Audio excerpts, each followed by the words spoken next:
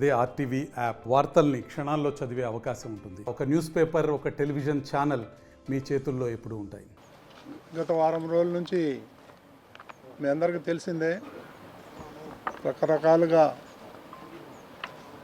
Electronic media అయితే ఉంది, print media అయితే ఉంది, సోషల్ మీడియా అయితే ఉంది. వీళ్ళన్నింటిలోనూ కూడా కొంతమంది పని కట్టుకొని గ్లోబల్ ప్రచారం చేస్తున్నారు, ఇది ఎక్కడేదో జరిగిపోయిందని. ఈరోజు ఇక్కడ రావడానికి ముఖ్యమైన కారణం ఏంటంటే, ఈ నా పక్కన ఉన్నటువంటి కోటి శ్రీధర్, ఈయన ఆల్ ఇండియా గో సంరక్షణ ప్రధాన కార్యదర్శి. వీరు గతంలో కూడా 23-24 సంవత్సరంలో ఆయన ఇక్కడ ఒక కమిటీ మెంబర్గా పనిచేశాడు. నేను ఈరోజు ఉదయం ఆయనతో మాట్లాడితే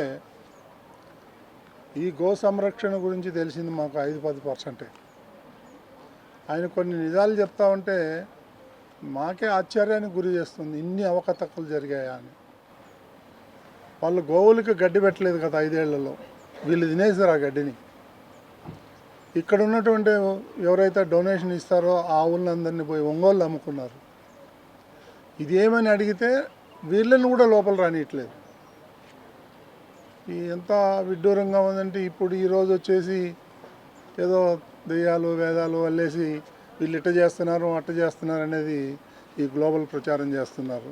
ఓకే, చేసుకొని భగవంతుడు ఉన్నాడు, ఎవరు తప్పు చేస్తే వాళ్ళకి శిక్ష డెఫినెట్గా అనుభవించాలి, అందులో ఏమాత్రం డౌట్ లేదు. కాకపోతే మేము కూడా మాకు కూడా బెదిరింపులు వస్తున్నాయి, మేము ఆ పిల్లు వేస్తాం, ఈ పిల్లు వేస్తాం, అది వేస్తాం, ఇదే. ఎవరికైనా రైట్ ఉంది, ఎక్కడికైనా ఏ కోర్టుకైనా పోవచ్చు, మేమేం కాదనలేము, మేమేం ఆపలేము, మేము వద్దని కూడా చెప్పలేము. గతంలో కొంతమంది పెద్ద మనుషులు పింక్ డైమండ్ మీద వేశారు సుప్రీంకోర్టులో, మరి అదేమైతే తెలియదు. మళ్ళీ ఇప్పుడు గోవుల మీద వేస్తారండి. నేను రిక్వెస్ట్ చేసేది ఆ పెద్ద మనిషిని ఒకటే, ఓకే మీరు వేయండి, గత 5 ఏళ్లలో టీటీడీ నిధులు ఎట్లా స్వాహా చేశారో ఆ పాయింట్ కూడా ఇంక్లూడ్ చేసి బిల్లు వేయండి, మేము సహకరిస్తాం. ఆ దమ్ముంటే మీరు రండి, ఫైట్ చేద్దాం, ఏం ఇబ్బంది లేదు.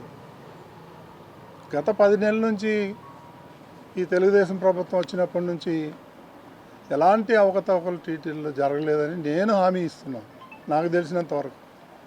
కాబట్టి ఈ ఉడత బెదిరింపులకు దానికి దీనికి చీప్ పాలిటిక్స్, డైవర్స్ పొలిటికల్ దీని గురించి మా టీటీడీ మీద రుద్దడం సబబు కాదని చెప్పి నేను దాన్ని తీవ్రంగా ఖండిస్తున్నాను.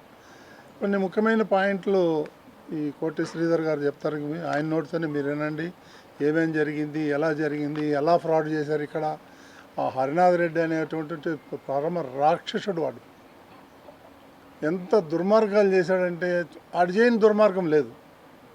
గత 20 ఏళ్ళ నుంచి ఇక్కడ బాతుకొని పోయి ఎవరిని కూడా ఎంప్లాయీస్ని పనిచేయనిచ్చేవాడు కాదు, డాక్టర్లు వస్తే పొగబెట్టి పంపించేసేవాడు. ఒక అరెస్ట్మెంట్ కాదు, వాడు సొంత ఎస్టేట్ లాగా పనిచేశాడు దీంట్లో. కాబట్టి వాడు పాపం పండింది, సస్పెండ్ అయ్యాడు.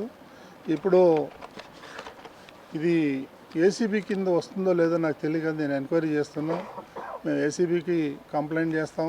ఇదే కాదు, తిరుమలలో జరిగినటువంటి ఏమేమైతే అవకతవకలు ఉన్నావో దాని అన్ని మీద కూడా మనం ఎంక్వైరీ చేద్దాం.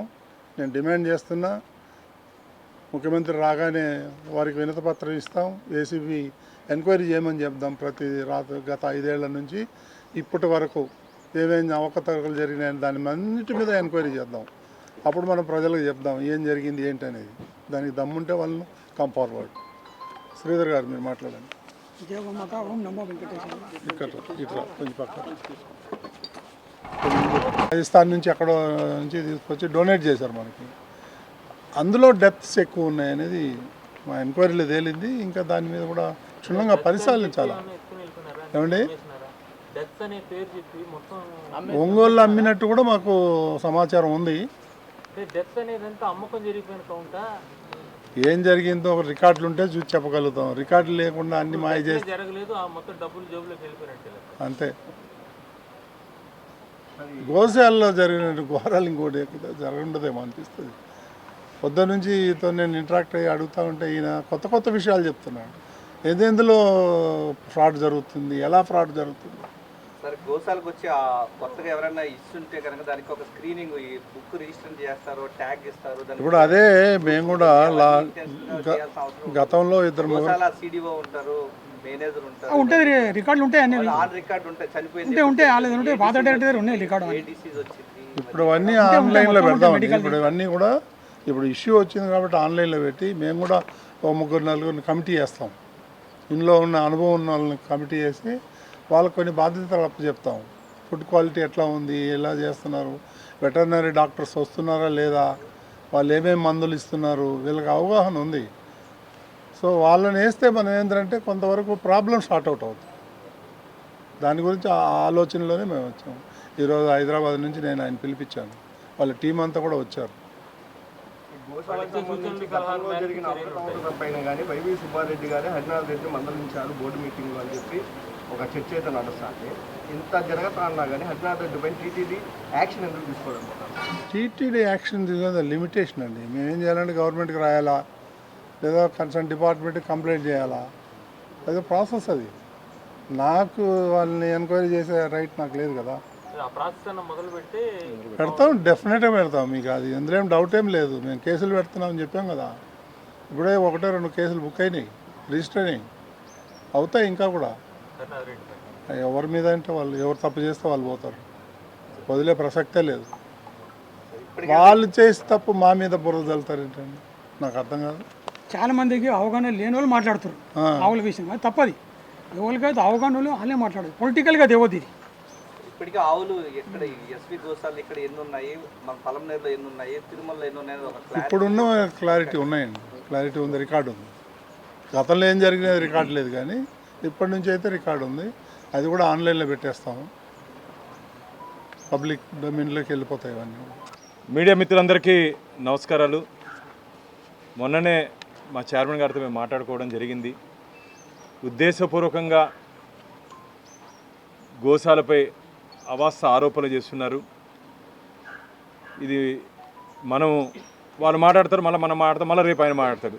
ఆయన కోరుకుంటున్నారు రోజు మీడియాలో కనపడాలి, రోజు టీవీల్లో కనపడాలి, ఏదో ఒక అవాస్తవాలు తీసుకురావాలని చెప్పి ఒక దురుద్దేశంతో వారు ఒక సీక్రెట్ అజెండాని టీటీడీలో ధార్మిక సంస్థ పైన తీసుకొని వచ్చారు. కాబట్టి మేము మొన్ననే చైర్మన్ గారితో మాట్లాడినాం.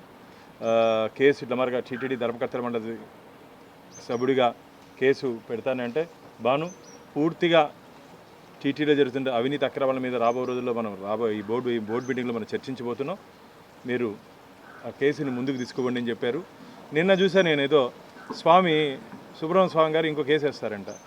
ఏమంటున్నాం, స్వామి గారు మీకు నిజంగా వెంకటేశ్వర స్వామి మీద భక్తుంటే 2019 నుంచి 2024 వరకు తిరుమల తిరుపతి దేవస్థానాల్లో ఏమేమి జరిగినాయి, అవినీతి అక్రమాల మీద ఒక సిబిఐ ఎంక్వైరీకి నువ్వు డిమాండ్ చేయగలుగుతావా అని చెప్పి సుబ్రహ్మణ్య స్వామి గారిని నేను అడుగుతున్నా. నీకు ధైర్యం ఉందా? 2019 నుంచి 2024 వరకు నేను 3 అడుగుతాను. పరకామణిలో 100 కోట్ల రూపాయలు విదేశీ కరెన్సీని దొంగలిస్తే చెట్టు కింద పంచాయతీ చేసి లోకాయుక్తలో పంచాయతీ చేశారు. మీరు దేశంలోనే ప్రముఖ న్యాయవాది, అది సమతమా? దానికి మీరు అంగీకరిస్తారా చెప్పండి. చెట్టు కింద పంచాయతీలకి మీరు ఇంత పెద్ద అడ్వకేటు, మీరే ఒక బిల్ ద్వారా దాన్ని ఇక్కడ జరిగినట్టు అన్యాయాన్ని బయటపెట్టాలని చేస్తా అంటే 100 కోట్ల అవినీతిని చెట్టు కింద పంచాయతీ చేసినట్టు లోకాయుక్తలో కాంప్రమైజ్ చేసుకునేది సమతమా? స్వామి గారు ఇది కూడా మీరు మాట్లాడండి. అలాగే తులాభారం, స్వామివారి తులాభారంలో కూడా కోట్ల రూపాయలు దారి మళ్లించేశారు, దాన్ని కూడా అడగండి. స్వామివారి పవిత్రత ఆలయ లోపల వైఖానస ఆగమ పద్ధతిలో జరగాల్సినటువంటి పూజా కైంకర్యాల్లో కొన్ని అపచారాలు జరిగాయి, దాన్ని అడగండి. కమిషన్లు తీసుకున్నారు, దాన్ని అడగండి. దొడ్డిదారిలో నాకు నిన్ననే వచ్చింది ఒక ఇన్ఫర్మేషన్, బాను ఇది కాదు ఇంకో పెద్ద కుంభకోణం ఉంది, 2-3 రోజుల్లో రిపోర్ట్ ఇస్తానని చెప్పారు. ఇప్పుడు ఒక్కొక్కరు ధైర్యంగా ముందుకు వస్తున్నారు. గతంలో అధికారం ఉంది కదా, వచ్చి ఏదైనా చెప్తే దాడి చేస్తారని చెప్పి భయపడుతున్నారు. ఎవరు భయపడాల్సిన అవసరం లేదు. మా ఎన్డీఏ కూటమి మీకు అండగా ఉంటుంది. జరిగినటువంటి అవినీతి అక్రమాలు మాకు ఫిర్యాదు చేస్తే ఖచ్చితంగా దాని మీద యాక్షన్ తీసుకునే దానికి ఇంతకుముందు మా చైర్మన్ గారు చెప్పారు, ఏసీబీ ద్వారా విచారణ చేపించాలని. ఖచ్చితంగా ఇప్పటికే నాకున్నటువంటి ఇన్ఫర్మేషను, గతంలో స్టేట్ విజిలెన్స్ అండ్ ఎన్ఫోర్స్మెంట్ చేసినటువంటి ఎంక్వైరీలో అన్ని చాలా అవకతవకలు వాళ్ళ దృష్టికి వచ్చింది. ముఖ్యమంత్రి గారు విదేశీ పర్యటన పూర్తి చేసుకుని వచ్చిన తర్వాత చాలామంది టీటీడీలో అవినీతి చేసిన వారు చాలామంది అంటున్నారు మీరు 10 నెలలు ఏం చేయలేదు, 10 నెలలు ఏం చేయలేదని. 10 నెలలు మేము ఎక్సైజ్ లోపల ఉన్నటువంటి విషయాలన్నీ బయట తీసేదానికే అంత పెద్ద కుంభకోణాలు చేశారు వీళ్ళు. కాబట్టి అన్ని విషయాలు బయట తీసేదానికి ఇంత సమయం పడింది మాకు. రాబో రోజుల్లో చాలామంది జైలుకి వెళ్ళే ప్రమాదం ఉంది విత్ ఎవిడెన్స్. బాగా దేవుడి దగ్గర అసలు ఏం చేయకూడదో, ఏం జరగదో, ఏం జరగకూడదు అనుకున్నామో అన్నీ చేశారు ఈ 5 సంవత్సరాలు. ఈరోజు వచ్చి నీతులు మాట్లాడతారు. ఇది మంచిది కాదు. సుబ్రహ్మణ్య స్వామి గారు, మీరు నిజంగా స్వామివారి భక్తులైతే ఈ చెట్టు కింద పంచాయతీలు, డాలర్ కుంభకోణము, అలాగే పరక తులాబారంది, గుళ్ళో జరిగిన అపచారాలు ఇది కూడా మీరు ప్రశ్నిస్తే స్వామి తరపున ప్రశ్నించండి. స్వామి వెంకటేశ్వర స్వామికి తరపున మీరు ప్రశ్నిస్తే సంతోషం.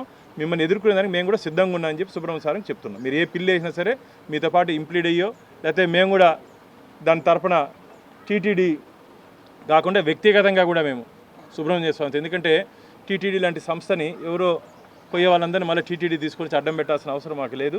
టీటీడీ తరపున మా అడ్వకేట్స్ ఉంటారు. వారితో పాటు మేము కూడా ఇంప్లీడ్ అయ్యి సుబ్రహ్మణ్య స్వామితో ఈ ధర్మ పోరాటంలో మేమైతే ధర్మ పోరాటం చేస్తున్నాం, మీద అధర్మ పక్షాన్ని నిలబడి పోరాటం చేస్తారంటే రండి, స్వాగతిస్తాం. కానీ చివరిగా గెలిచేది ధర్మమే అని చెప్పి సుబ్రహ్మణ్య స్వామికి చెప్తున్నాం.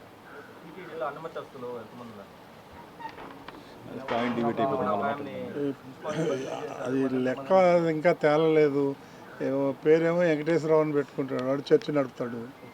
ఎట్లా ఐడెంటిఫై చేయాలి? ఉన్నారు 45-50 మంది. ఫస్ట్ ఫేజ్లో వాళ్ళని తీస్తాం, తర్వాత చూద్దాం.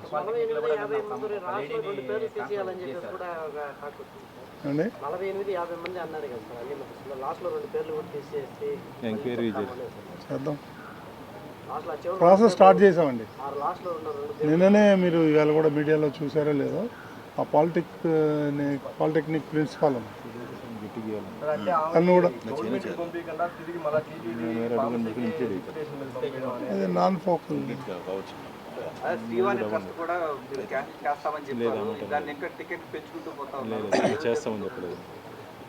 దాంట్లో కూడా కొన్ని ఇబ్బందులు ఉన్నాయి.